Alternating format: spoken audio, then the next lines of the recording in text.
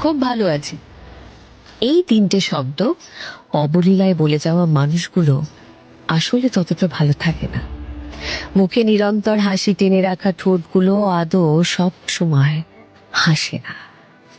সব ঠিক আছে, এই কথাগুলো বলা মানুষগুলোর ভেতরে কখনো না কখনো সব কিন্তু ঠিক থাকে না। আমার কাউকেই প্রয়োজন নেই, এই বলা মানুষগুলোরই সব থেকে বেশি ভালোবাসার প্রয়োজন হয়। সব সময় আড্ডা মশকরায় ডুবে থাকা মানুষগুলো সারা রাত কান্না ছড়ায়। আমার হারানোর কিছু নেই, এই কথাগুলো বলার মতন মানুষরাই হয়তো সব কিছু হারিয়ে আজ নিঃস্ব হয়ে বসে আছে।